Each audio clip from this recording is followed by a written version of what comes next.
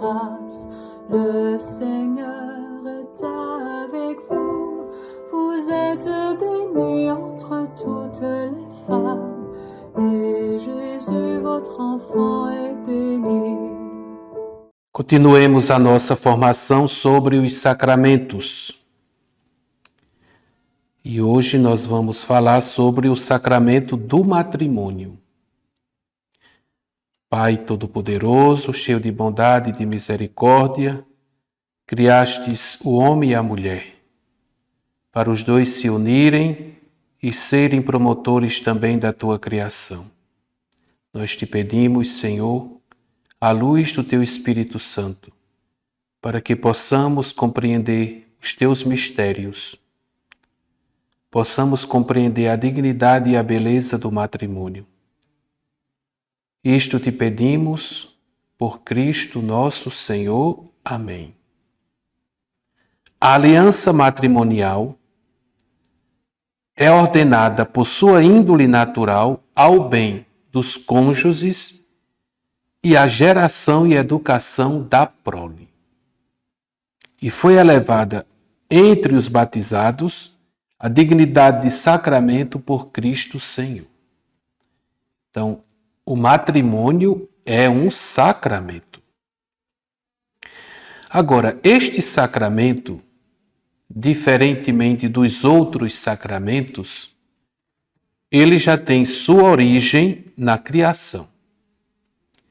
A Sagrada Escritura abre-se com a criação do homem e da mulher, à imagem e semelhança de Deus, e se fecha com as núpcias do Cordeiro.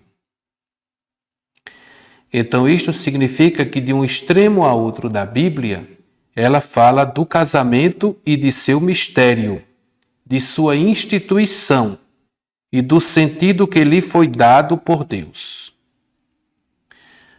O sacramento do matrimônio, como eu já falei, ele é um pouco diferente dos outros sacramentos. Porque o matrimônio, ele já está desde a criação. Deus fez o homem, do lado do homem, Deus fez a mulher, né? E os dois serão uma só carne. Deus criou o homem para o amor. O homem realiza sua vocação amando-o. Porque a vocação do homem é ser a imagem e a semelhança de Deus. E quem é Deus? Deus é amor. Então, a vocação do homem é amar. O homem traz assim no seu DNA o instinto de amar. Agora, quando Deus cria o homem e a mulher, os dois passam a ter um amor mútuo. E essa instituição, ela não é uma instituição simplesmente humana. Né? Mesmo nas diversidades das culturas, né?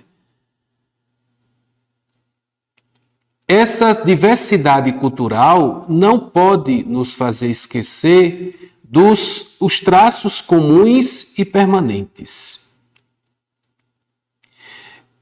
Mesmo que exista momentos ou em culturas que a dignidade não seja muito clara, mas em todas as culturas humanas, em todas as sociedades humanas, se defende a grandeza da união matrimonial.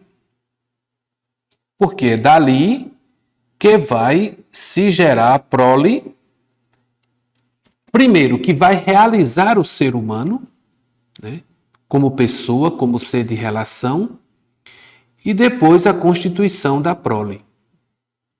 Sem o matrimônio, sem crianças, sem descendentes, a sociedade se acaba. Então, todas as sociedades humanas valorizou o matrimônio. Na linguagem da Sagrada Escritura, também, na cultura judaica também, nós vamos encontrar como a primeira instituição querida por Deus. A gente sabe que uma sociedade é constituída por diversas instituições. A primeira instituição, e a que Deus criou, é a da família. Foi o matrimônio. O homem ama a sua mulher e a mulher ama o seu marido. E esse amor é bom, muito bom aos olhos do Criador, que é amor. E desse amor vai nascer toda uma fecundidade. Sede fecundos, multiplicai-vos, enchei a terra e submetei-a. Sede fecundo. O amor é fecundo. O amor é fecundo. É claro que existem situações, não é? Tem casais que não podem ter filhos. Isso não significa que esse amor não seja fecundo, né? Ou que não sejam abençoados por Deus. Não podem ter filhos, podem adotar, né? Ou podem ajudar outras famílias a criar os seus filhos. Às vezes por problemas físicos, por problemas de saúde. Na dimensão da espiritualidade não sabemos, é um mistério de Deus, né? Muitos sofrem por isso, mas todo matrimônio ele é fecundo. Quantos casais que não podem ter filhos e que se dedicam à igreja ou se dedicam ao cuidado de outras pessoas? O homem e a mulher foi criado um para o outro. A gente viu lá na Sagrada Escritura, não é bom que o homem esteja só. A mulher é carne de sua carne. Quer dizer, é um auxílio também. É tirada do homem. Então, há uma unidade, de modo que já não são dois, mas uma só carne, como vai dizer a Sagrada Escritura. Agora, este matrimônio, este casamento, que eu não estou falando ainda na perspectiva do sacramento, eu estou falando na perspectiva do Antigo Testamento. Foi contaminado também pelo pecado.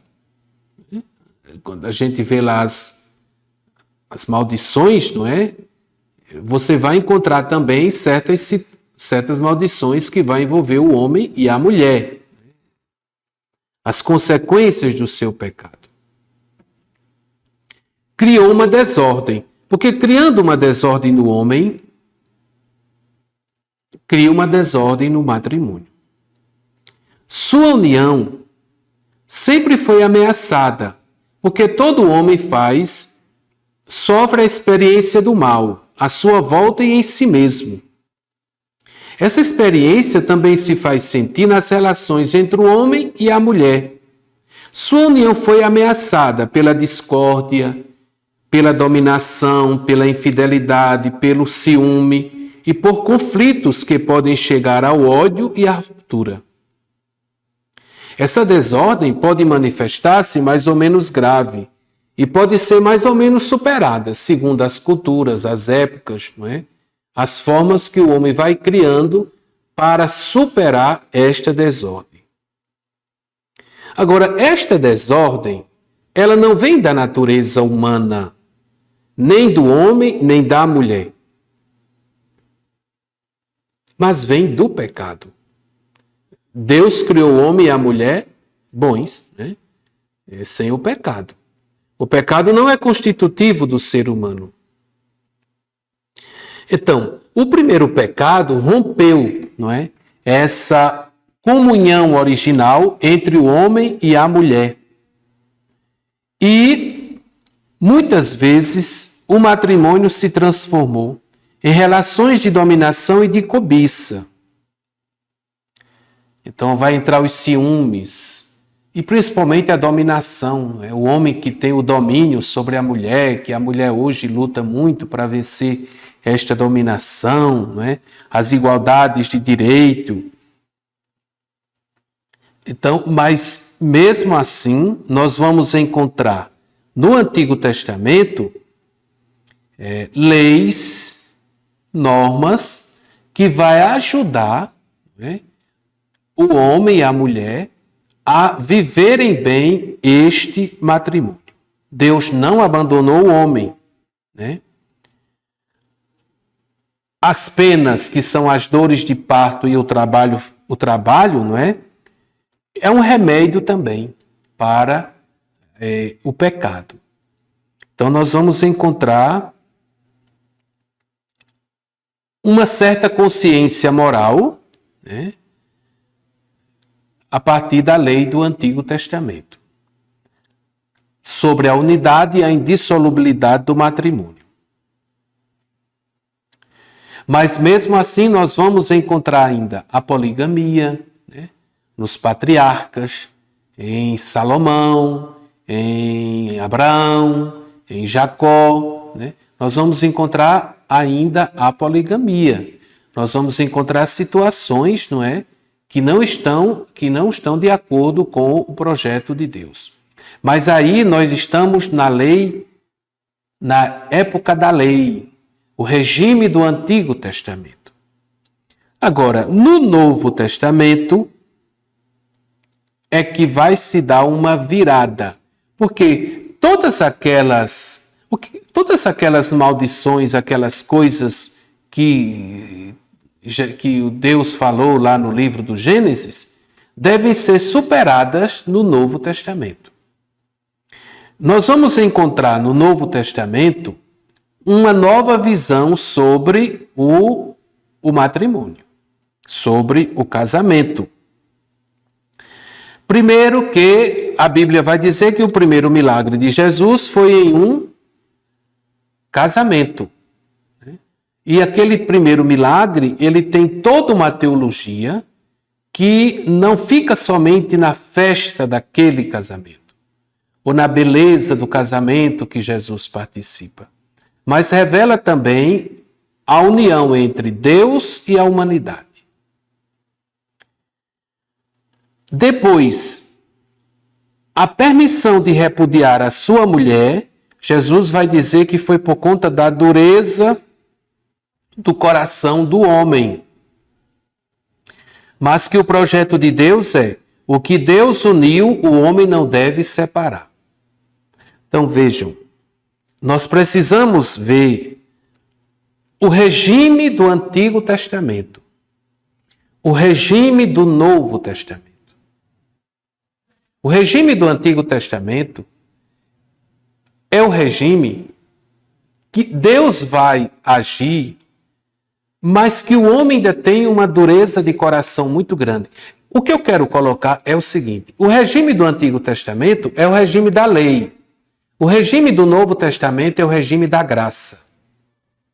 Então, no tempo da lei, que ainda não era o tempo da graça, vai ser criado algumas leis que vão minorar as consequências danosas do pecado no casamento, na vida matrimonial. É o ideal? Não. O ideal permanece lá na criação, no capítulo 2 do livro do Gênesis. E esse ideal ele só vai ser resgatado no Novo Testamento. Entendeu? Então, ali é somente para ajudar um pouquinho, né, a resolver certas situações. Mas a dureza do coração do homem não permite ainda que se viva toda a grandeza do matrimônio. Agora, essa dureza do coração do homem, Cristo veio tirar o coração de pedra, como diz Ezequiel, e colocar um coração de carne. O cristão deve ser aquele que superou a dureza do coração. No Antigo Testamento, se a gente for ler Gênesis, os 5 livros do Pentateuco, a gente vai ver quantas vezes Deus vai dizer: este povo é um povo de coração duro, de dura cerviz, quer dizer, de pescoço duro, não se inclina. E em outros textos também do Antigo Testamento a gente vai encontrar isso. Mas esse coração duro, no Novo Testamento, não tem mais cabimento para ele. Porque nós vamos, no Novo Testamento, receber o Espírito e viver uma vida segundo o Espírito, né? Por isso que Jesus vai ser tão firme. O que Deus uniu, o homem não deve separar. A indissolubilidade do matrimônio. Ah, mas é uma lei muito rigorosa, é uma lei muito pesada, né? Como também as outras, perdoar os inimigos, não é? Não usar armas, não ser violento. Sim, é muito forte, mas eu e você, nós recebemos o Espírito. Nós temos o Espírito Santo. O amor de Deus foi derramado dentro dos nossos corações. Então, se torna difícil e aumenta esta dificuldade na medida em que eu não vivo a vida segundo o Espírito. Se eu não cultivo a vida segundo o Espírito, se torna muito difícil. E principalmente numa sociedade paganizada como a nossa. Então, aí a coisa complica bastante. Então, mais do que nunca, é aquela frase que já dizia Karl Rahner, né? O cristão do século XXI, ou ele é um místico, ou ele não vai ser cristão. Ou ele é uma pessoa de profunda experiência no espírito, um ser de vivência. Quando eu digo um ser espiritual, eu não estou querendo dizer a separação do corpo e do espírito. Quando eu digo um ser espiritual, eu estou dizendo uma pessoa conduzida pelo Espírito, ou não seremos cristãos. Porque não teremos condições para enfrentar os desafios, as tentações que o mundo vai nos oferecer. Porque se Cristo nos concede o dom do Espírito e os meios, não é? Para que a gente possa crescer nessa vivência do Espírito, ele não nos tira do mundo. O mundo continua na lógica do Antigo Testamento. Quando eu digo mundo aqui, eu digo o mundo das pessoas que não são cristãs, que não vivem, né, a vida cristã. Né? Também aqui não estou questionando outras religiões, não. Né? Eu estou falando, sacramento é para quem tem fé. Sacramento é para quem tem fé. Né? Sacramento é para os cristãos, e os cristãos católicos. Né? Então, nós temos um mundo, a gente não pode negar. Nós temos um mundo hostil. Agora, se nós não vivemos a espiritualidade, não vamos ter condições. Né? Jesus veio para restabelecer a ordem inicial da criação, perturbada pelo pecado. E Jesus não impôs fardo pesado. O meu fardo é leve. Ele veio para restabelecer a ordem da criação, perturbada pelo pecado. Ele mesmo dá a força e a graça para viver o casamento na nova dimensão do reino de Deus. É preciso que a gente converse muito sobre viver a dimensão do reino de Deus. Viver o reino de Deus. Viver a dimensão da graça. Nós precisamos viver na dimensão do reino. Nós precisamos viver na dimensão da graça. Nós precisamos viver o absoluto de Deus. Quando nós colocamos o absoluto de Deus na nossa vida, que relativizamos todas as outras coisas, aí nós conseguimos viver bem a nossa vida cristã.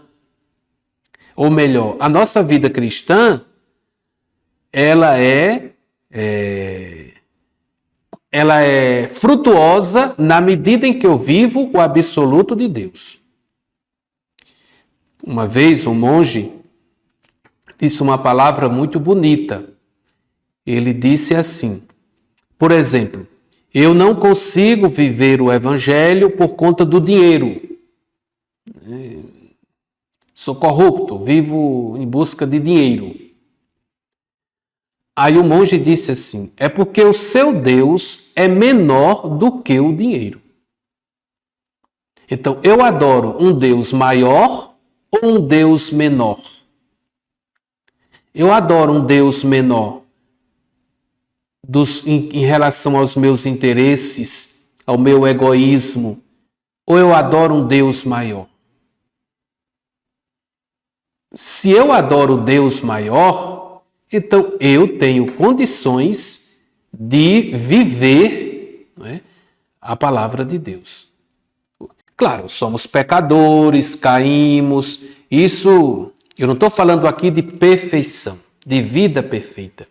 Eu estou falando de projeto de vida, de opção fundamental pelo reino. As quedas, as fraquezas, elas vão se dar ao longo do caminho, mas a gente sempre vai voltar. Porque a queda vai me ensinar o absoluto de Deus. Então, seguindo a Cristo, renunciando a si mesmo e tomando sua cruz, os esposos poderão compreender o sentido original do casamento e vivê-lo com a ajuda de Cristo. Esta graça do matrimônio cristão é um fruto da cruz de Cristo, fonte de toda a vida cristã. Paulo vai dizer, e vós, maridos, amai vossas mulheres, como Cristo amou a igreja e se entregou por ela, a fim de purificá-la. Toda a vida cristã traz a marca do amor esponsal de Cristo e da igreja. E o matrimônio, ele é um sinal deste amor de Cristo para com a sua igreja e desse amor da igreja para com o seu Cristo. Cristo é o centro de toda a vida cristã. O vínculo com ele está à frente de todos os outros vínculos. Então a gente aqui vai abrir um parêntese para mostrar o seguinte: desde o começo da igreja, houve homens e mulheres que renunciaram ao grande bem do matrimônio para seguir o Cordeiro onde quer que ele vá. Frase do Apocalipse. Para ocupar-se com as coisas do Senhor, para procurar agradar-lhe, para ir ao encontro do esposo que vem. O próprio Jesus diz: há eunucos que nasceram assim do ventre materno, e há eunucos que foram feitos eunucos pelos homens, e há eunucos que se fizeram eunucos por causa do reino dos céus. Quem tiver capacidade para compreender, compreenda. E são eunucos. Eunucos eram pessoas que não casavam, celibatários. Agora Jesus diz, não é? Nem todo mundo vai compreender. É por isso que muitas pessoas questionam o celibato. É difícil compreensão. É claro que como cristão, como católico, como uma pessoa conduzida pelo Espírito, não tinha que questionar. A questão é que, muitas vezes, o Deus é menor, não é o Deus maior que adora, que serve. Porque o Deus maior, se ele me chama para viver uma vida celibatária a serviço do reino de Deus, então simplesmente eu vou deixar, porque eu sei do bem do matrimônio. Eu sei que no matrimônio se realiza o projeto de Deus. Mas este Deus está me pedindo que eu viva exclusivamente para ele, sem as preocupações da vida matrimonial. Então, eu renuncio a este bem, a este tesouro, em busca de outro bem, que para mim vai ser o bem maior. Porque esse Deus está me chamando. Está vendo? Não é uma questão né, de um ser maior do outro. Não, não é questão disso, não. A questão é o absoluto de Deus na minha vida. O absoluto de Deus na minha vida. A centralidade de Deus na minha vida. A centralidade de Cristo na minha vida. Tanto o sacramento do matrimônio, como a virgindade, como a vida celibatária provém do Senhor. Ele não casou, né? Ele viveu a vida toda dele a serviço do reino, anunciando o reino de seu pai. E ele colocou pessoas ao lado dele que vivessem isso. Agora, denegrir o casamento? Não, de jeito nenhum. É um tesouro. Eu renuncio a este tesouro para servir ao Senhor. E não é somente na questão do casamento. Muitas vezes você renuncia, um médico, é médico. Quantos irmãozinhos de Jesus, da fraternidade do irmão Carlos de Foucault, que eram médicos, engenheiros. Eu conheci um que era engenheiro. E ele renunciou, entrou na congregação dos irmãos de Carlos de Foucault e foi trabalhar como servente de pedreiro. Pronto. É uma renúncia. Não é somente a questão do matrimônio, não. Madre Teresa de Calcutá era professora numa escola de classe média, uma professora muito amada, muito requisitada. Poderia chegar a ser a diretora da escola, mas ela renunciou àquilo ali e foi morar em uma favela, numa casa de papelão. Então, renunciou a um bem, porque o Senhor chamou para que ela abraçasse outro bem, que foi uma pobreza mais radical em vista do reino de Deus. Está vendo? Então, nós precisamos ter isso em mente. O absoluto de Deus. Quando eu coloco o absoluto de Deus, quando eu coloco Deus como o absoluto da minha vida, então eu vou olhar para todas estas coisas, tudo se torna relativo. E aí, absoluto é Deus e o caminho que Ele propõe para mim. Que é um caminho único, que eu não posso ficar criticando ninguém. Fulano não vive assim, fulano faz isso, fulano faz aquilo, eu quero fazer também. Fulano consegue isso, eu quero conseguir também. Não. O caminho de fulano é o caminho dele, o meu caminho é este caminho. Foi o mesmo Senhor que nos chamou. Vamos realizar as nossas vocações, né? Então, na nova lei, ou na lei do Evangelho, nós temos a elevação do matrimônio como sacramento. É em Cristo que este matrimônio se torna um sacramento, sinal da união entre Cristo e a Igreja. Pronto. Agora, a celebração do matrimônio. No rito latino, a celebração do matrimônio entre dois fiéis católicos normalmente ocorre dentro da Santa Missa. Na Eucaristia se realiza o memorial da nova aliança. A nossa prática aqui é o matrimônio fora da missa, né? É uma prática, não quer dizer que... É um outro jeito de assistir o matrimônio.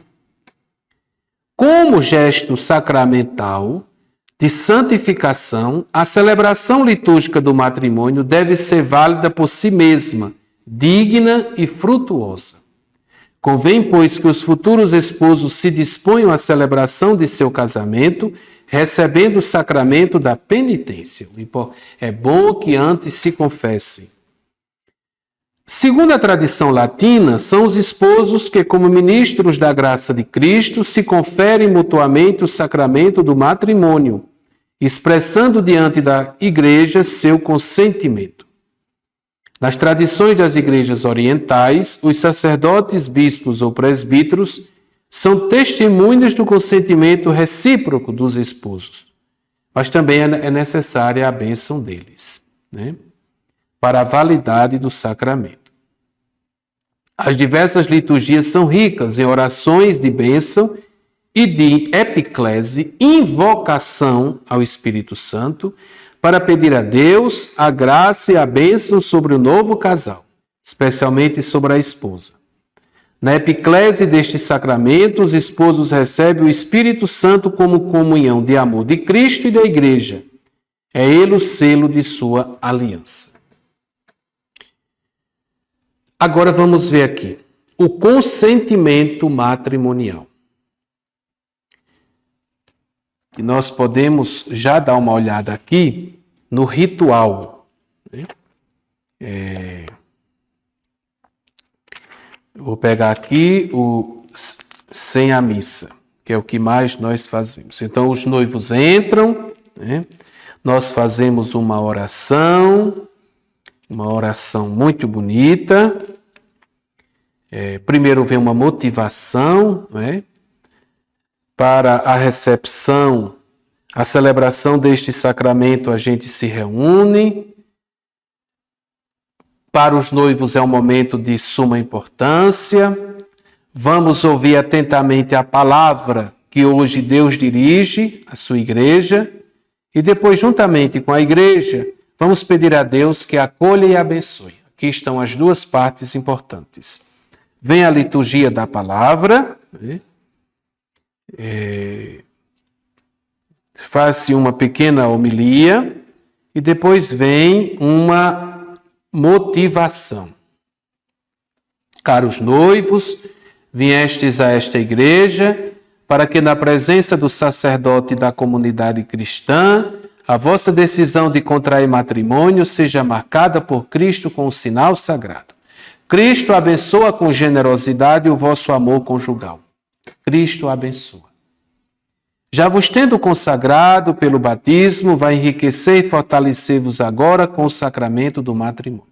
Depois que a gente diz essas palavras, aí vem o que nós chamamos de consentimento. Os protagonistas da aliança matrimonial são um homem e uma mulher. Quem celebra o sacramento do matrimônio é o homem e a mulher, os noivos, como a gente costuma dizer. Livres para contrair o matrimônio e que expressam livremente seu consentimento. E ser livre significa o quê? Não sofrer constrangimento. Olha, viestes aqui para unir-vos em matrimônio. Por isso, eu vos pergunto perante a igreja, é de livre e espontânea vontade que o fazeis? Primeira pergunta. Você está recebendo este sacramento ou você está unindo-se em matrimônio? Você está fazendo isso livremente ou alguém está coagindo você? Você está sendo forçado para vir para aqui? Então, caso a pessoa diga assim, estou, pronto, acabou a celebração. Não tem a menor possibilidade. Tem que ser livre, não sofrer nenhum constrangimento. Não sofrer nenhum constrangimento. Essas perguntas que a gente faz é o diálogo antes do consentimento. Eu quero saber dele, as suas disposições para depois fazer o consentimento. Então, a primeira pergunta é sobre a liberdade da pessoa. Papai e mamãe não podem estar forçando. Não é como antigamente. É aquela história de casar amarrado. Não é, não. Segundo, abraçando o matrimônio e prometer amor e fidelidade um ao outro. É por toda a vida que o prometeis. Está vendo? Por toda a vida que você promete, você tem consciência de que o matrimônio é indissolúvel? Sim, geralmente todo mundo diz sim. Essas coisas devem ser estudadas na reunião dos noivos. Se ele diz assim, não, eu não penso assim não. Ou então chega assim e diz assim, padre, a gente vai casar, Mas qualquer problema a gente se separa. Pronto, acabou. Não tem como. De outra vez você vem e você casa, mas agora não tem possibilidade, não. Eu tenho que estar consciente ali naquele momento de que ele é indissolúvel. E a pessoa vai responder sim. E este sim deve ser ouvido pelas testemunhas. E deve ser ouvido por todos os que estão ali. Não pode ser assim, sim, caladinho, escondidinho, não. Não. Tem que ser ouvido por todos. Ou pelo menos pelas testemunhas. Vocês estão ouvindo o que ele está dizendo.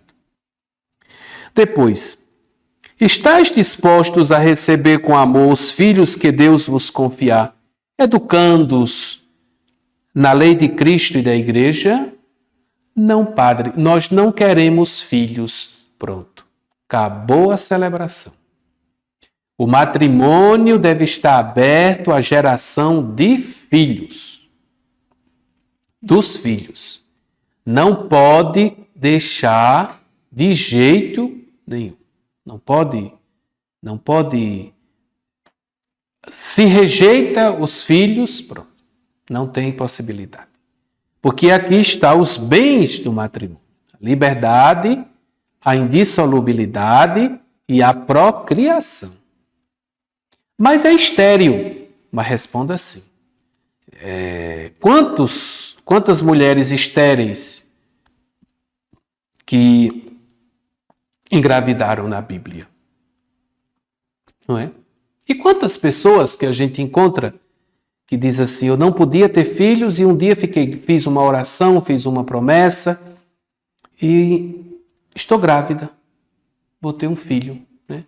Quantas pessoas que nós encontramos assim? Então, a pessoa tem que estar aberta para a procriação. Ela não pode estar bloqueada. Ela não pode dizer não. Pronto. Depois que diz este sim, esses 3 passos, aí vem o consentimento. Se faltar o consentimento, não há casamento. E qual é o consentimento? Vou já dizer. Para manifestar o vosso consentimento em selar a sagrada aliança do matrimônio, diante de Deus e de sua igreja aqui reunida, um ou outro fica de frente, não é? E aí diz assim, eu, José, te recebo, Maria, por minha esposa, e te prometo ser fiel, amar-te e respeitar-te, na alegria e na tristeza, na saúde e na doença, todos os dias da nossa vida. Este é o consentimento. O consentimento consiste num ato humano, pelo qual os cônjuges se doam e se recebem mutuamente. Eu te recebo por minha esposa, eu te recebo por meu marido. Este consentimento liga os dois entre si. E aqui os dois se tornam ou se tornarão uma só carne. Tem que haver este consentimento. Né? A gente pede que um olhe para o outro. Né? Às vezes o homem tem uma dificuldade danada de olhar nos olhos da mulher e dizer estas palavras. Tem a questão da timidez, não é? Mas aqui está a essência, o momento essencial do sacramento do matrimônio. O consentimento deve ser um ato da vontade de cada um dos contraentes, livre de violência ou de medo grave externo. Nenhum poder humano pode suprir esse consentimento. Se faltar esta liberdade, o casamento será inválido. Por isso que eu disse para vocês que tem que ser livre, não pode ser forçado de forma nenhuma. Por esta razão, e também por outras, a Igreja pode, após exame da situação pelo tribunal eclesiástico competente, declarar a nulidade do casamento. Isto é, que o casamento jamais existiu. Então, o que é que a Igreja faz? A Igreja declara a nulidade do casamento. Declarar a nulidade do casamento é dizer que aquele casamento nunca aconteceu. Mas, padre, nós fomos para a celebração, eu estava lá, eu era testemunha, mas a noiva estava sendo forçada. Ela não tinha liberdade para dizer aquele sim. Por isso que, não tendo liberdade, não existiu o sacramento. Porque tem gente que... mas a igreja tem o poder de casa depois de... Não, de jeito nenhum. Se o sacramento, se a celebração foi válida, a igreja não pode anular. Porque o que ela vai dizer que está nulo é o que nunca existiu.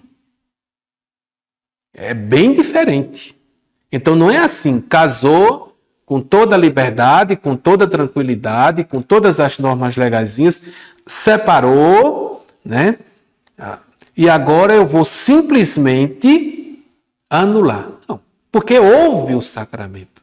Então, se houve o sacramento, não tem possibilidade da igreja anular. Agora, se não houve o sacramento, a igreja pode dizer, realmente aqui não houve sacramento. Por conta deste ponto aqui. Existem outras razões, né? Que aí, futuramente, dentro desse curso, alguém vai explicitar bem direitinho. Mas nós estamos falando aqui desses aqui. A liberdade, ela é essencial para a validade do sacramento. Então, não é que, veja, a igreja, a declaração do nulo é o quê? É que o casamento jamais existiu. Não houve. Não houve, porque a pessoa não era livre. Por isso que essas coisas têm que ser pensadas. Por isso que antes há uma entrevista, bem direitinho, onde a gente pergunta a cada um em particular, porque naquele momento você pode dizer, às vezes você está sendo coagido, você não quer dizer diante daquela pessoa, mas naquele momento ali você pode falar. Né? Em particular, você pode dizer bem direitinho, né? Porque senão você pode ser declarado nulo. Tem outras motivações. Aí o sacerdote,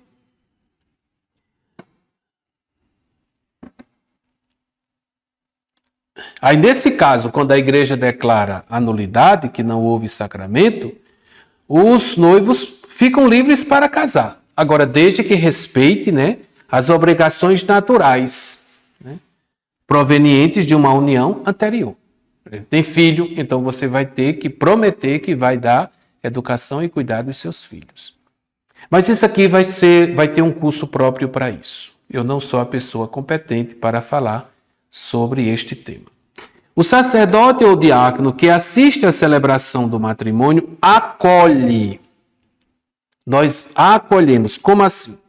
Deus confirme este compromisso que manifestastes perante a igreja e derrame sobre vós as suas bênçãos. Ninguém separe o que Deus uniu. Está vendo? E dá a bênção da igreja. A presença do ministro exprime visivelmente que o casamento é uma realidade eclesial. É por esta razão que a igreja normalmente exige de seus fiéis a forma eclesiástica da celebração do casamento. E por diversas razões. Por exemplo, o casamento sacramento é um ato litúrgico. Por isso convém que seja celebrado em uma liturgia. O matrimônio foi introduzido num ordo eclesial, cria direitos e deveres na igreja. Sendo o matrimônio um estado de vida na igreja, é necessário que haja certeza a seu respeito. Por isso que tem que haver testemunhas. O caráter público do consentimento protege o mútuo sim, que um dia foi dado, e ajuda a permanecer-lhe fiel. Então, para que o sim dos esposos seja um ato livre e responsável, e para que a aliança matrimonial tenha bases humanas e cristãs sólidas e duráveis, a preparação para o casamento é de primeira importância. Preciso preparar-se bem. Outro ponto também é sobre os casamentos mistos e a disparidade de culto. Eu não vou tratar deste ponto porque vai ter uma formação sobre o sacramento do matrimônio nessa questão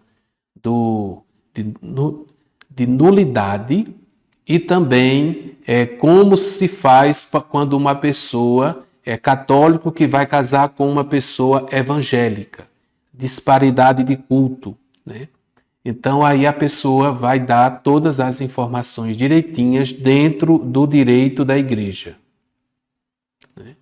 E aí vai explicar com mais tranquilidade e com mais competência os efeitos do sacramento do matrimônio.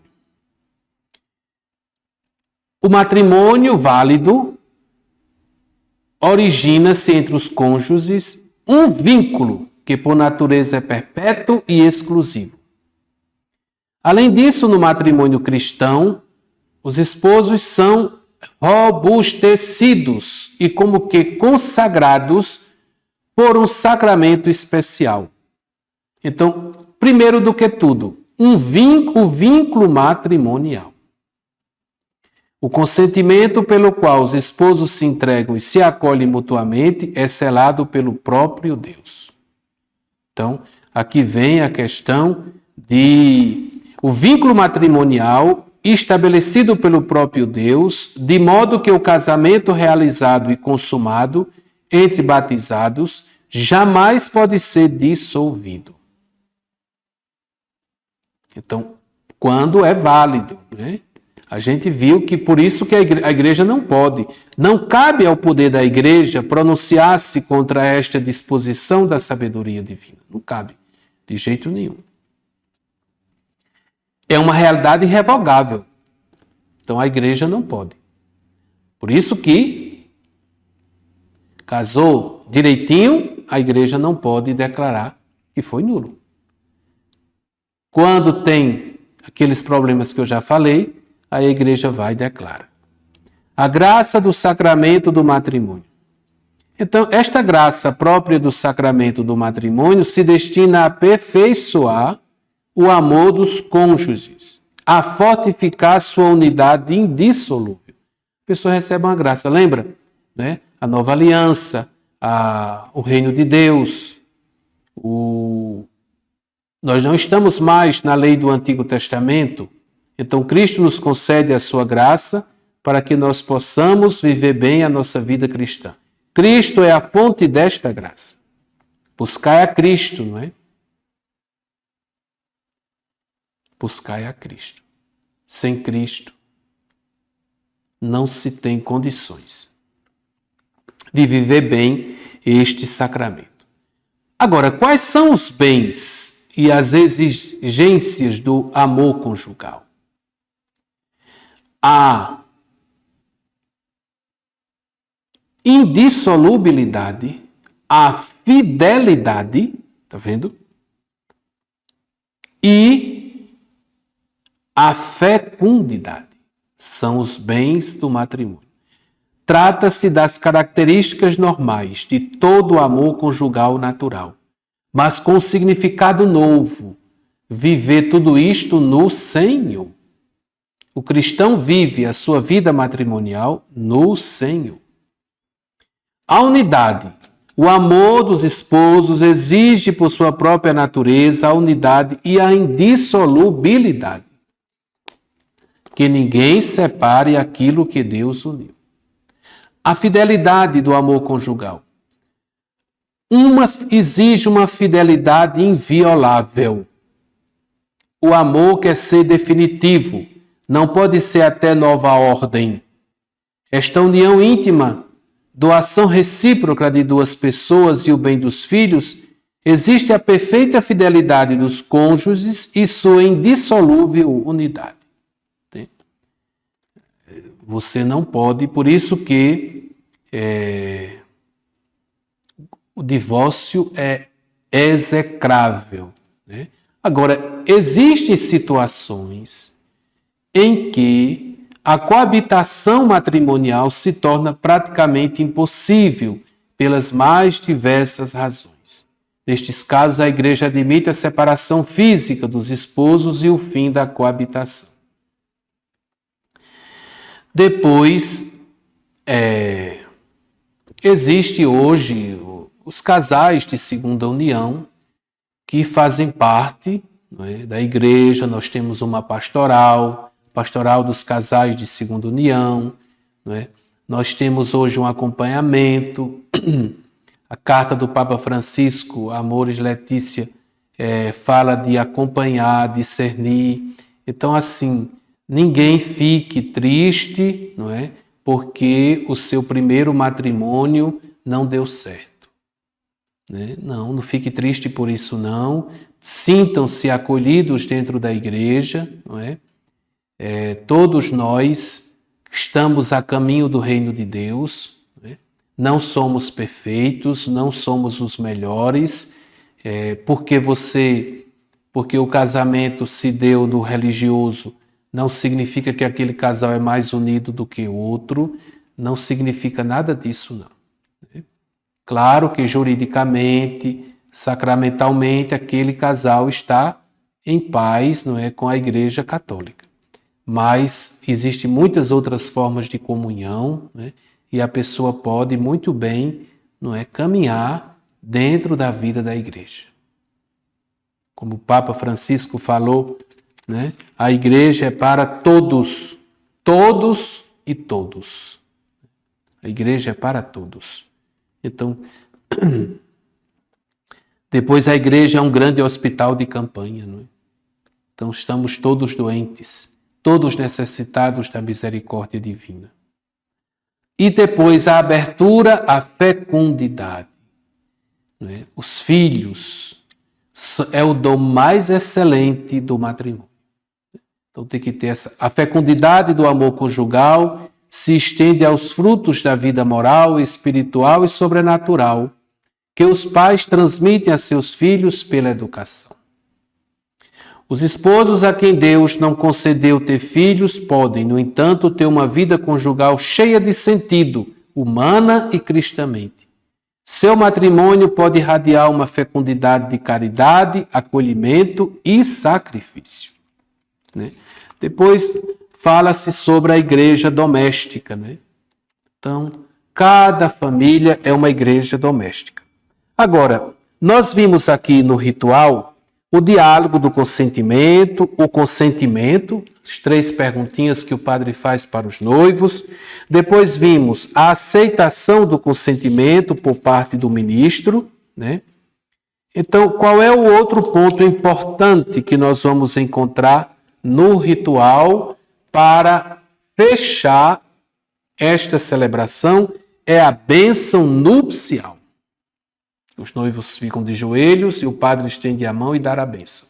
Então, 2 momentos importantíssimos que faz a essência do sacramento do matrimônio é o consentimento e a bênção nupcial. É uma longa oração que a gente faz, lembrando, não é? Desde a criação, depois passa pelos patriarcas, pelos grandes homens do Antigo Testamento, para que Deus abençoe aquele casal. Pronto. Fazendo isso, está encerrado, não é? A celebração do sacramento do matrimônio. Deus Todo-Poderoso, cheio de bondade e de misericórdia, iluminai-nos, Senhor, para que nós possamos compreender os teus mistérios, vivê-los, colocá-los na nossa vida. Que não nos deixemos seduzir por este mundo hedonista, por esse mundo que só busca o prazer físico, mas que possamos construir verdadeiras famílias, famílias cristãs, e que possamos ajudar tantas outras famílias, tantos outros irmãos que têm suas famílias dilaceradas, seja por conta da falta dos bens materiais ou por falta do bem espiritual. Que nós todos trabalhemos para que as nossas famílias sejam verdadeiras igrejas domésticas. Isto te peço por Cristo nosso Senhor. Amém.